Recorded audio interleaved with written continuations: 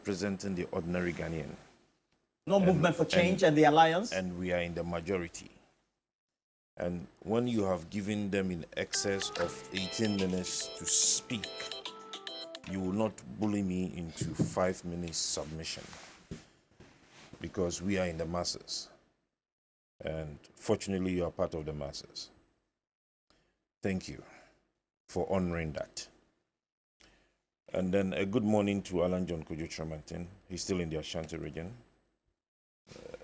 It was a beautiful day on Saturday. We painted the entire of the Ashanti region yellow. And for those who said that we were just 15 people that went for the walk, God bless them. Now they are crying and they are in crisis meetings because they saw the numbers. You mean the MPP? And when they have not been able to interpret the numbers, they would call for a meeting to see what they can do. But it is much ado about nothing. Ashanti region is for Alan. Alan is for Ashanti region. And Ghana has accepted Alan as one person who would be able to bring what we call the government of national unity. And when you are a Ghanaian and you found yourself in today, the 22nd of October, then you should be worried. And it should be able to influence you that in December 7th, when you have gone into the ballot box, then you would want to consider Ghana first and vote for Alan Tramantin. Roland, what are we discussing? I will start first of all from the letter that was written by the Marshal, Deputy Marshal of Parliament. When you have read the standing orders of Parliament, Order 36. Order 36. The I says that there shall be an officer of Parliament to be called the Marshal. The 2 says that it shall be the duty of the Marshal to bear the mace before Mr. Speaker when entering and leaving the House. Oh, the one that looks like the stick, the linguist hold. Let me see whether I can find that. And that one... There shall be another. Shabra, put it on the screen. That one is the authority of Parliament. Now, it says that at the B, these are the duties of the Marshal, to attend upon Mr. Speaker in the House, and C, to carry out Mr. Speaker's directions for maintenance. These words are very pregnant with meanings. Directions for maintenance of order in the House and its precincts. And you will notice that the letter or the release by the Marshal is putting from today's sittings certain maintenance perspective that this and that is what we are going to do in order to maintain certain level of dignity in the House, that we will be able to carry out the duties and the mandates that Ghanaians have given to us. And so when the Marshal has written or signed a letter and you defile it, it is as though you have defiled the directions or the instructions of Mr. Speaker. It is as simple as that. And so when we have found members of Parliament, whether leadership, either be Chief Whip, Minority Whip, Majority Speaker, Deputy Speaker, defiling these orders, they are defiling the instructions of the Speaker. You showed a video where the military had taken over. We're not even seeing party supporters. All massing up. The premises of Parliament. Military. Roland, you were here in this country in January 2021 when that let me just hold on. The pictures you're seeing are live pictures we're bringing to you. Where we have party supporters, of course, this one we're seeing is those of the MPP. Clement Apaka, do we also have the NDC also going to have supporters massing up as well? Well, and no, it's not just a nod. I don't know of that. And I haven't seen them. It's as if Those you there's are seeing there's are an clearly invasion NPP. in Parliament. We'll get a security expert in the course of the conversation to give us a perspective broader about how these have implications on the cohesion, the security, and the tension in the country, especially at this time, and knowing that we just have some few weeks to a general election. Continue, Nana Yausapong. As I was saying, there's a clear indication that even the military has defiled the directives by the speaker. The question is, what would the military be doing in the House of Parliament? Yehu yenka soja for the they are not even for internal or interior security.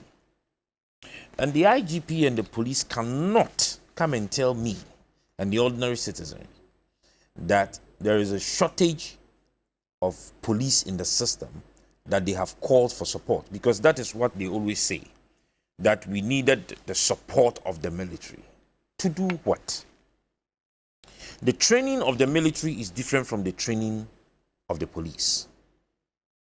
And that is why most of the times, you would, even in other jurisdictions, you will not see military in communities. Their trainings are different. They do not even know how to handle human beings. And the House of Parliament is not a war zone. Let us be clear on it. It is clearly some administrative, would I say, instructions that have been given. And we do not understand. Or we pretend not to understand and not to agree.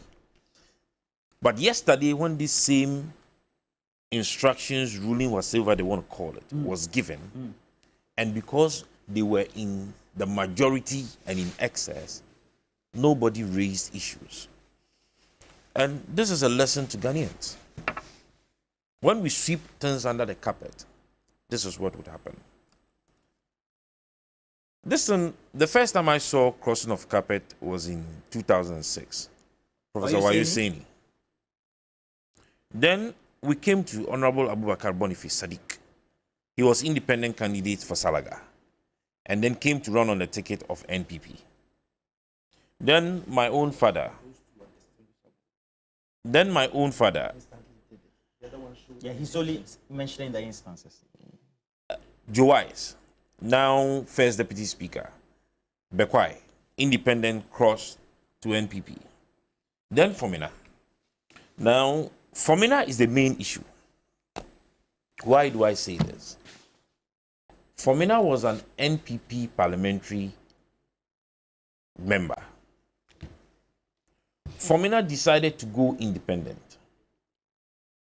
The NPP, led by John Bodu, then wrote to the Speaker and told Mr. Speaker that Fomina was no longer a member of the NPP. And for that matter, Mr. Speaker should declare Fomina's seat vacant, which then Professor Makwe Sr. did. We have come into the 8th Parliament. Fomina wants to go back to NPP. Let us read the constitutions Of Ghana. I'm going to read the two. I'll read the NPP constitution. Because I'm not a lawyer. I've never studied law. I am just looking at the black and white here. All right. Now we will look into NPP's constitution, which talks about the forfeiture of membership. It says that a member of the party who stands as an independent candidate against the officially elected member of the party, or who joins or declares his or her support for another political party, or for an independent candidate when the party has sponsored a candidate in a general or by-election. These are the words. Automatically forfeits his or her membership of the party. If I understand this right, Roland, it means that I do not need the General Secretary to write to me that I am no longer a member of the party when I have decided to go independent. Or I have decided to go and support an independent candidate. Automatically, I have forfeited my membership. I don't need it in writing. Now, it means nobody has to write to the speaker to tell the speaker that Cynthia Morrison is no longer a member of the NPP. Automatic? Automatic. By implication? By implication. Now, who is able to declare? Now, hold on. This is coming in swift, fluid, and fast. So our cameras are there live. This is the Chamber of Parliament, and you can see on the side of... Vincent, which side is that? That's the majority side. Okay, so currently our reporters and live visuals were showing you coming in with a fluid situation being reported by our reporters, indicating the NDC caucus of Parliament, they've taken their seats on the majority side of the House. If you know the chamber very well, you will know that if you are in the public gallery, for example, on your right is the minority side, on the left is the majority side. And as we clearly are showing you on the current ratio of your television currently, on the left is the majority side. On the right... The left is the minority side. Okay.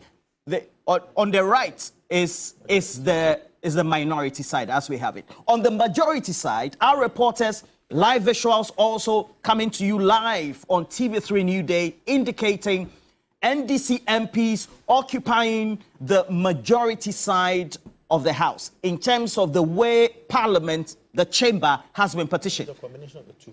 I can see MPP members also there. You can also see Vincent, a member of Parliament, also say he can see a number of individuals he already has identified to be members of the MPP as well on that side. We'll be live in Parliament, speak to a number of our reporters, but Nane Osapon, you on the constitution of the MPP, how it also perhaps also syncs with the national constitution. And so if you would read carefully, the bone of contention, which is in the Supreme Court now for interpretation, the G, it says that if he leaves the party of which he was a member at the time of his election to Parliament to join another party or seeks to remain. Take that again. He says that if he leaves the party of which he was a member at the time of his election to Parliament, so I'm a member of Parliament now, I'm there, and I leave the party, and says, or seeks to remain in Parliament. And so I'm not a lawyer. What is here? Yeah, the brother from kind they will tell you the lawyers when they want to intimidate you, they see it as a spirit, it's as a black and white. I'm not going ahead of the interpretation of the Supreme Court. All right? But you see, we cannot play with the minds of Ghanaians. We cannot play with the minds of Ghanaians. You think that is what is happening, and why? So today, when it is black, it is good. Tomorrow, when it is white, it is not good. So it's just like the animals farm. I've forgotten that quotation. 2 legs bad. 2 legs good, 4 legs bad. That is what is happening now. But Roland, in all of this, I was hoping to have heard the voice of the National Peace Council. I was hoping to have heard the voice of the Council of State. I was hoping to have heard the voice of the Pentecostal Council. I was hoping to have heard the voice of the National House of Chiefs. Roland, we witnessed that whatever that happened in Parliament on the eve of the swearing in of the 8th Parliament. We are not prophets of doom. But I do not think that we have to wait to get there. We had the whole of the weekend to have sat with both sides to deal with the matter. I do not see a gentleman in the house when it comes to some of these issues. You will not find gentlemen, you will not find ladies. It is not only in this jurisdiction, it is across the world.